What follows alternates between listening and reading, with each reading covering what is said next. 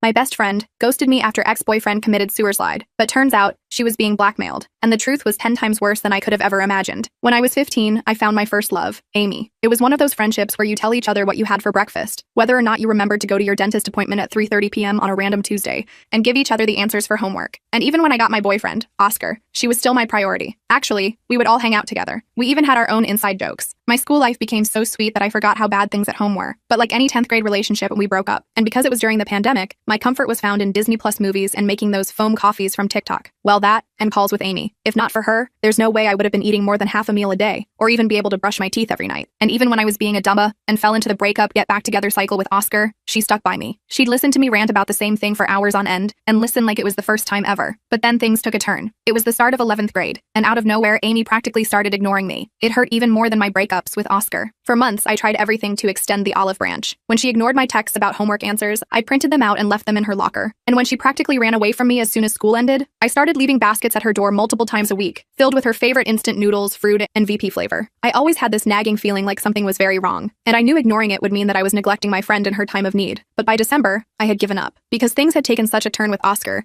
that I couldn't focus on anything anymore. My grades went to poop. I could barely breathe because of how much I was simping, and I could barely sit in class without soaking my CVID mask with tears. And when Christmas break came, things got even more confusing. Because it was 2020, the year Christmas was ruined for me forever. Because as I unwrapped my gifts under the tree, enjoying the only day of the year where my parents didn't hit or yell at us, I got the call. It was Amy. I practically sprinted towards the bathroom to take it. "Are you sitting down?" I lied and said yes, just wanting her to get the information out as fast as possible. She followed up the information with a "sorry for your loss," before instantly hanging up the phone. I couldn't help but start shouting in pain. It felt like my heart was being penetrated with shards of glass. Suddenly, my instincts kicked in, and I grabbed the nearest towel and stuffed it in my mouth. But it was too late, because my parents had already heard me. And just like that, Christmas was ruined. Because Oscar had unalived by sewer slide, and because I failed to hide it from my parents, they came upstairs and started wailing on me for ruining Christmas Day. After that, I locked myself in the bathroom, sobbing uncontrollably, trying to get online to see if it was really true. Then I saw Oscar's mom's Facebook post, this formal announcement thanking everyone for their prayers during this difficult time, and I completely lost it. I threw up until there was nothing left, then just dry heaved on the bathroom floor. Christmas was officially ruined forever, but that was just the beginning of how my entire life would unravel. When school started back in January, I walked through the halls like a zombie. I expected some acknowledgement from our classmates about Oscar, maybe a memorial announcement or counselors checking in with his friends, but there was nothing. A few teachers gave me these sad, knowing looks, but no one actually said anything. It was like everyone was pretending he never existed. I kept checking my phone, hoping Amy would text me something, anything more about what happened. How did he do it? Did he leave a note? Why hadn't anyone seen it coming? The questions kept circling in my head with no answers. One day I spotted Amy in the cafeteria sitting with some people I barely recognized. I practically ran over, desperate for information, but the second she saw me, she grabbed her tray and left. The other kids at the table gave me these weird looks, like I was contaminated. I stood there feeling like a complete idiot, tears welling up again. A girl I didn't know whispered something about me being the crazy ex, loud enough for me to hear. I skipped the rest of my classes that day and hid in the stadium bleachers, smoking until I couldn't feel anything. That weekend, Marcus dropped a bombshell at dinner. His daughter Zoe from his first marriage was moving in with us, temporarily, because of problems at her mom's. But the way he looked at me when he said it made it clear she was actually coming to spy on me or something. "Maybe having another girl around will help with your attitude problem," he said, smirking like he'd just solved everything. I wanted to scream that my attitude problem was actually grief, but I knew better than to talk back. Zoe arrived the next day with approximately 50 boxes of stuff for a temporary stay. She was a year older than me and immediately acted like she owned the place. My mom gave her the spare room next to mine,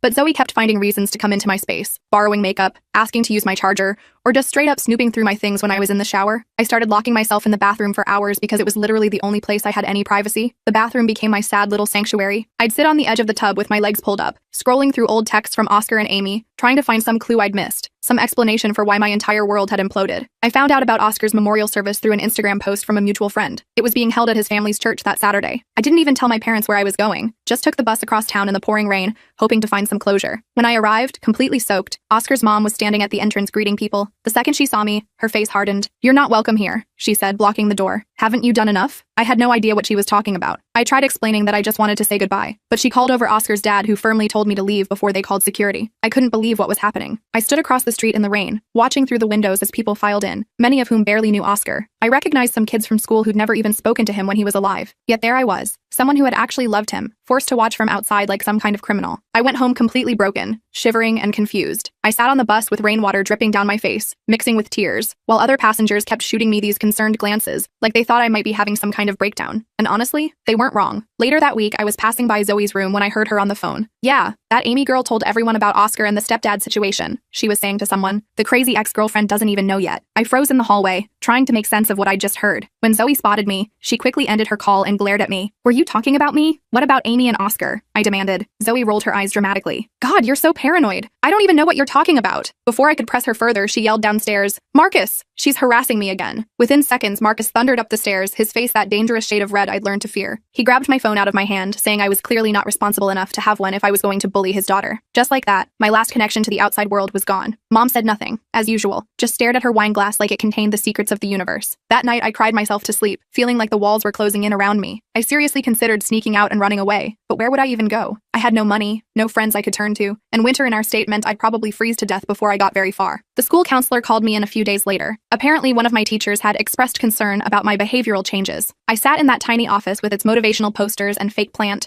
while Ms. Patel asked gentle questions about how I was processing Oscar's death. After 15 minutes of me giving one-word answers, something in me just snapped. I started talking and couldn't stop. About Oscar, about Amy ghosting me, about how nobody would tell me what happened or why everyone was treating me like I had done something wrong.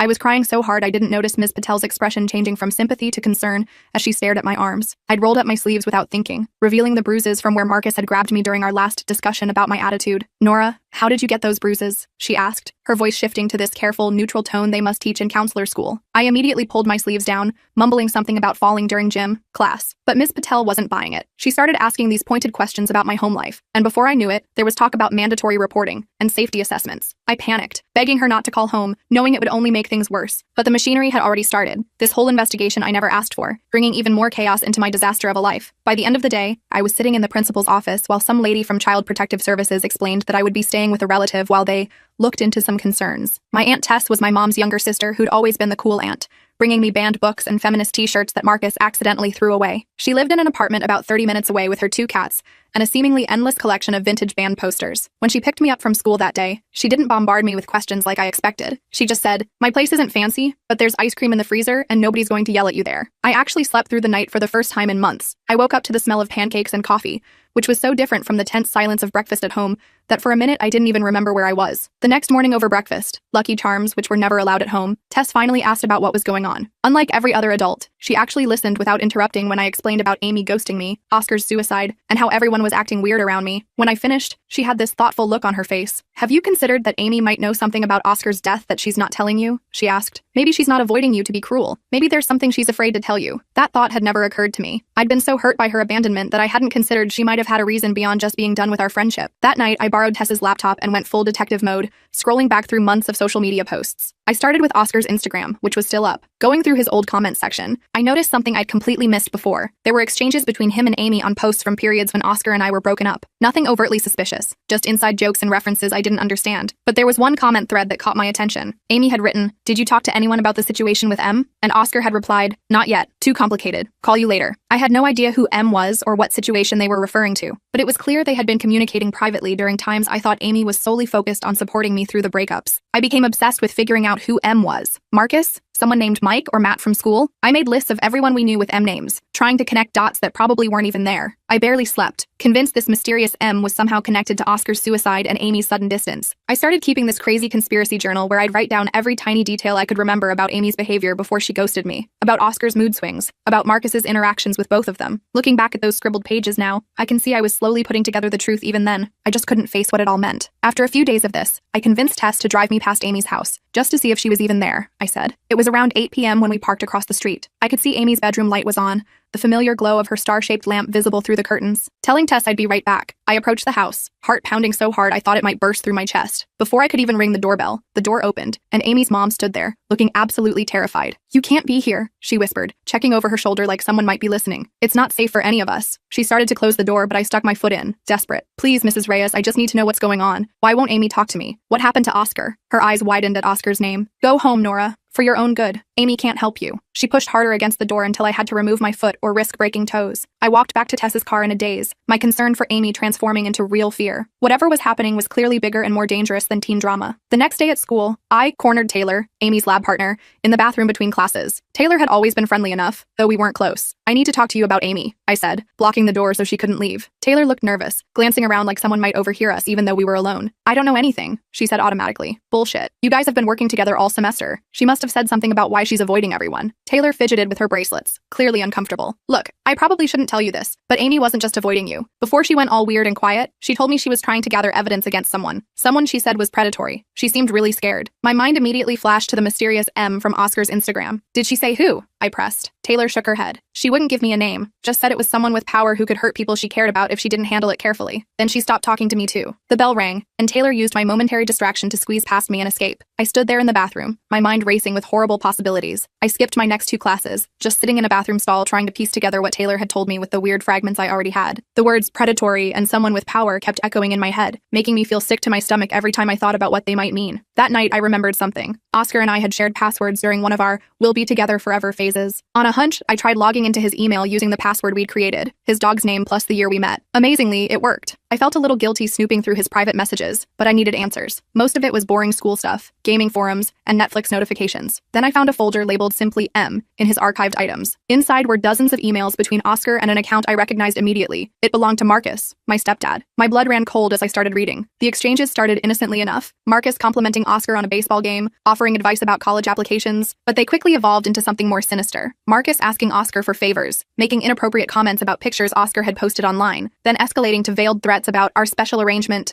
and keeping quiet about our conversations. In the later emails, Oscar's tone changed from respectful to frightened, begging Marcus to leave me alone and stop asking for more pictures. Marcus responded with references to what would happen to Nora if Oscar didn't cooperate. I felt physically sick reading them, having to run to the bathroom to throw up halfway through. My own stepdad had been preying on my boyfriend. The mysterious M wasn't some unknown threat. He lived in my house. I could barely process what I was reading. Suddenly, so many things made sense. Oscar's mood swings during our relationship, his reluctance to come to my house, the weird tension whenever Marcus was around. I remembered how Oscar would sometimes get strange texts that made him go pale, claiming they were from his dad when I asked. With shaking hands, I forwarded the emails to myself, then deleted them from Oscar's sent folder to cover my tracks. I couldn't sleep that night, my mind replaying every interaction between Oscar and Marcus, looking for signs I'd missed. I kept thinking about all the times Oscar had made excuses not to come over, or how he'd sometimes flinch when Marcus came into a room, or how he'd change the subject whenever Marcus's name came up. How could I have been so blind? How had I missed something so obvious happening right under my nose? The guilt was overwhelming. While I'd been complaining about petty relationship drama, Oscar had been suffering through something truly horrific, unable to tell me because Marcus was using me as leverage against him. The next morning, I found Zoe alone in the kitchen when I stopped by the house to pick up more clothes. Without thinking, I blurted out, "Did you know what Marcus was doing to Oscar?" I expected denial, anger, maybe even confusion. Instead, Zoe's coffee mug slipped from her hand, shattering on the tile floor. Her face drained of color. "How did you find out?" she whispered. "You knew?" I felt a new wave of nausea. "I found emails. Why didn't you say something?" Zoe sank into a chair, suddenly looking much younger than her 18 years. "Why do you think I really moved in?" "It wasn't problems with my mom. It was because he started paying too much attention to my friends when they came over. Mom doesn't know. She'd never believe me anyway. He told me he'd stop if I came to live here instead." Something passed between us in that moment. A shared understanding, a recognition of the monster hiding behind Marcus's concerned parent facade. Amy figured it out, Zoe continued quietly, glancing toward the stairs to make sure we were still alone. She was trying to help Oscar. That's why she couldn't talk to you. Marcus threatened her family's immigration status if she didn't stay away from you. He was afraid she'd tell you what was happening. Everything suddenly clicked into horrible focus. Amy hadn't abandoned me. She'd been trying to protect me while gathering evidence against Marcus. And Oscar. I couldn't even complete the thought. The pain was too enormous. I felt like I'd been punched in the stomach. All this time I'd been feeling sorry for myself, thinking my best friend had ditched me for no reason,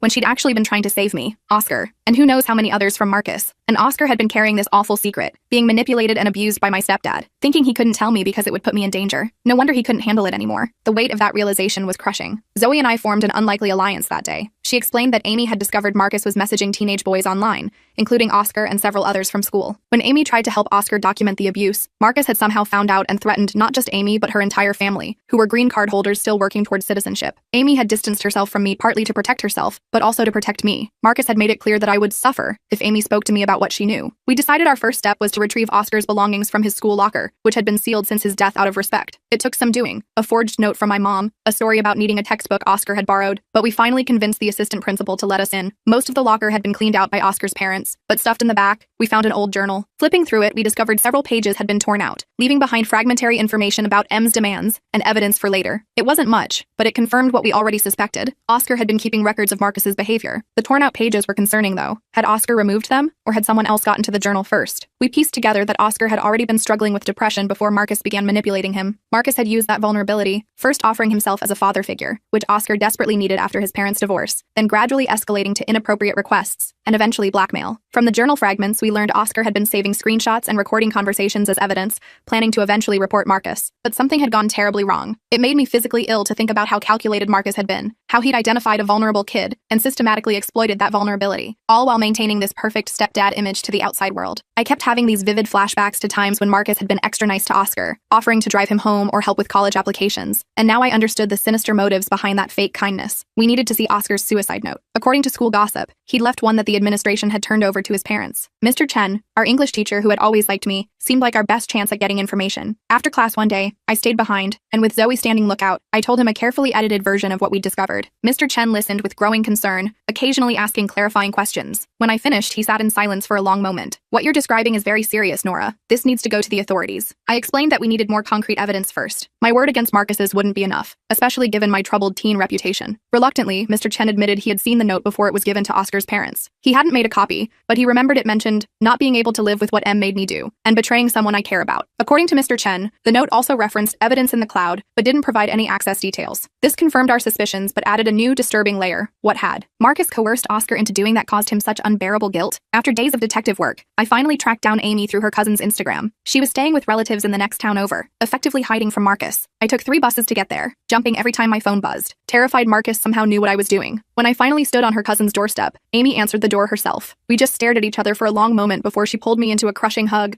both of us crying too hard to speak. We'd barely made it inside when my phone exploded with notifications. Dozens of threatening messages from Marcus, somehow aware that Amy and I were together. I see you're with your friend. Remember our agreement. Another read. Come home now or things will get much worse for everyone. I showed the messages to Amy, whose face went pale. He's monitoring your location, she said, grabbing my phone and immediately turning it off. He must have installed spyware the last time he took your phone. The realization that Marcus had been tracking me all this time sent ice through my veins. Amy's cousin made us tea while Amy finally told me everything. Oscar had initially confided in her about Marcus's inappropriate attention during one of our breakups. Amy had encouraged him to report it, but Marcus had somehow found out they were talking. He'd then used his position as a youth baseball coach to identify other vulnerable boys, manipulating Oscar into helping him gather information about them by claiming he'd hurt me if Oscar refused. When Oscar finally threatened to expose him, Marcus blackmailed him with doctored images and messages that made it appear Oscar had been willingly participating. Seeing no way out and believing he'd betrayed both me and the other boys Marcus was targeting, Oscar had taken his own life. The thought of Oscar suffering alone, believing himself complicit in something so awful, broke something in me. I sobbed until I couldn't breathe, while Amy held me, her own tears soaking my shoulder. When I could finally speak again, I asked the question that had been haunting me. Why didn't you tell me sooner? Amy's eyes filled with fresh tears. He threatened your life, Nora, not just your family situation. He specifically said he would hurt you physically if I spoke to you. I was trying to gather enough evidence to go to the police without putting you in danger. I'm so sorry about Oscar. I never thought he would. She couldn't finish the sentence. We didn't need more words. We understood the impossible situation we'd all been trapped in. Over the next few days, Amy, Zoe, and I worked together compiling everything we had. Oscar's journal fragments, the emails I'd forwarded to myself, screenshots of Marcus's threatening texts, and our written testimonies. But we faced a serious problem. Who could we trust with such explosive allegations? Marcus was well connected in our community, serving on the school board and coaching youth sports. People saw him as a pillar of the community, not a predator. Amy suggested her cousin's girlfriend, Rena, who worked as a paralegal at a law firm specializing in family cases. Rena reviewed our evidence with a professional eye,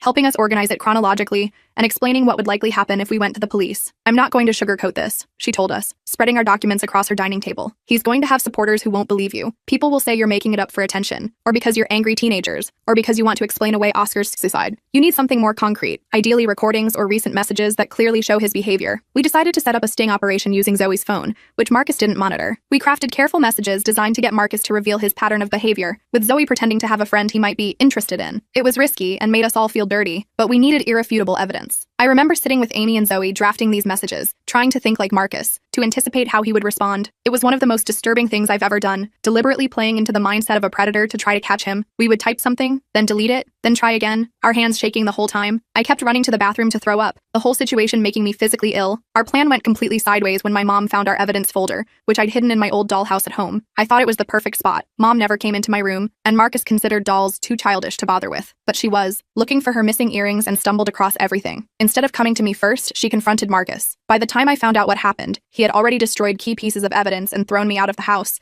telling my mom I was mentally unstable and making up stories for attention because I couldn't handle Oscar's suicide. Mom, as always, chose to believe him over me. Suddenly homeless and desperate, I moved in with Amy's family, who welcomed me despite their own fears about immigration consequences. Marcus, meanwhile, began a smear campaign at school, telling anyone who would listen that I was having a psychotic break and inventing wild accusations. Several classmates who had been friendly before now avoided me in the halls, whispering behind their hands as I passed. School became unbearable, but we couldn't stop attending without raising more red flags. We finally gathered our courage and what evidence remained to go to the police. The officer who took our statement was an older man named Higgins, who, as our luck would have it, played in a bowling league with Marcus. He listened with thinly veiled skepticism, making notes while occasionally throwing glances at the clock. When we finished our story, he sighed deeply. Look, girls, these are very serious accusations against a respected member of the community. Without more substantial evidence, it's going to be difficult to proceed. Are you sure you're not just confused about some things? Grief can make people see connections that aren't really there. We left the station feeling completely defeated. The system that was supposed to protect us seemed designed instead to protect people like Marcus, adults with connections and reputations. I felt like we were screaming into a void, our voices too small to be heard over the din of adult authority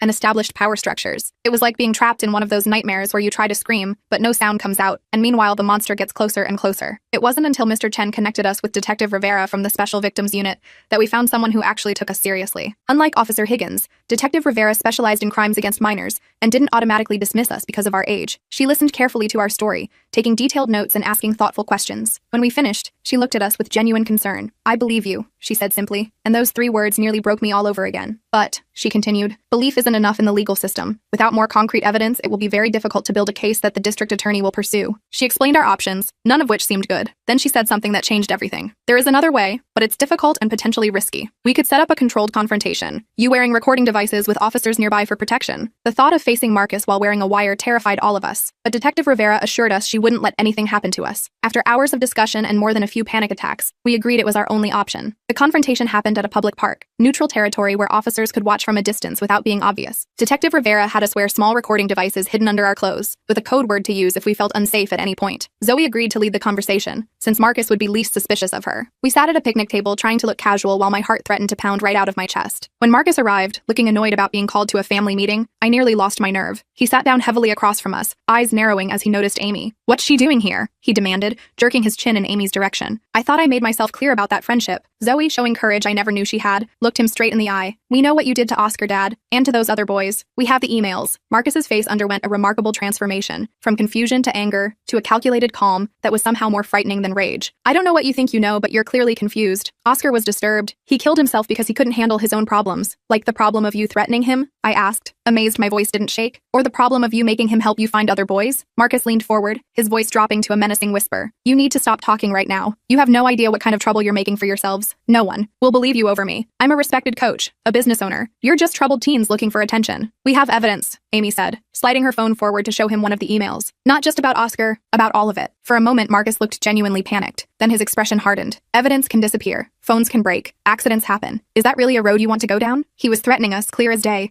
but in words carefully chosen to maintain plausible deniability. Zoe pressed further. "What about those pictures you asked Oscar to send? Or the ones you asked him to help get from other boys? Did those disappear too?" Marcus's control slipped just enough. "Those were freely given. No one was forced to do anything. Besides, Oscar helped set all that up. If he hadn't killed himself, he'd be just as guilty as you're trying to make me out to be." There it was, the admission Detective Rivera needed, captured on our hidden recorders. Marcus had just acknowledged the existence of inappropriate pictures, and Oscar's involvement under his direction. The rest of the conversation was a blur of Marcus alternating between threats and attempts to gaslight us, but we'd already gotten what we needed. When we used our code word, officers moved in, not to arrest Marcus yet, but to ensure we could leave safely. The case against Marcus wasn't perfect. The legal system rarely delivers perfect justice, especially in cases like this. But Detective Rivera built enough of a case that the district attorney agreed to press charges, which led to investigations into other potential victims. When news of the arrest went public, several other boys came forward with similar stories, strengthening the case considerably. My mom's reaction was exactly what I'd expected. Initial disbelief, then anger at me for destroying our family, and finally, when faced with undeniable evidence, a broken acceptance that she'd been married to a monster. Our relationship remains complicated. She's in therapy now, trying to understand how she missed the signs, but sometimes I still catch her looking at me like I'm the one who created this mess. The school community eventually learned the truth, with reactions ranging from shocked support to victim-blaming conspiracy theories. Some parents pulled their kids from teams Marcus had coached, suddenly remembering uncomfortable interactions they'd previously dismissed. A few of Marcus's adult friends tried claiming we were lying for attention, but they quieted down as more victims came forward. Amy and I rebuilt our friendship, stronger for having survived something that could have permanently broken us. We still have moments where the guilt overwhelms us both. Could we have saved Oscar if we'd done something differently? But we're learning to forgive ourselves for being teenagers faced with an impossible situation created by an adult who should have protected us. About a month after Marcus's arrest, Oscar's parents reached out through their lawyer, asking to meet. The meeting was awkward and tearful, with his mom explaining that Marcus had convinced them I was somehow responsible for Oscar's depression. They apologized for shutting me out of the memorial service, showing me cards and pictures I hadn't been allowed to see. Together with Oscar's friends, we created a memorial garden at school, a quiet space with a bench where we sometimes sit and imagine the life Oscar should have had. I moved in with my Aunt Tess permanently while finishing high school, away from the house where so much damage had been done. Some days are still impossibly hard. I have nightmares, panic attacks, and moments where grief hits me like a physical blow. But I understand now what Amy knew all along. Sometimes pushing someone away is the most desperate form of protection. The three of us, Amy, Zoe, and I, formed a survivors club of sorts, meeting weekly to check in and remind each other that none of this was our fault. We're learning that healing isn't linear and justice isn't perfect, but telling the truth, no matter how painful, sets you free in ways nothing else can. Marcus is awaiting trial, and whatever happens in court, we know we've already won the most important battle, breaking the silence that protected him. I'm applying to colleges now, looking at programs in psychology and victim advocacy. I don't know if I'll ever fully heal from what happened, but I'm determined to use my experience to help others. Last week, I visited Oscar's grave for the first time since the funeral I wasn't allowed to attend. I brought his favorite candy and told him everything that had happened. I like to think he heard me, that he knows now he wasn't responsible for what Marcus did to him. Most importantly, I told him he wasn't alone anymore, that the truth had finally come out, and it had set all of us free.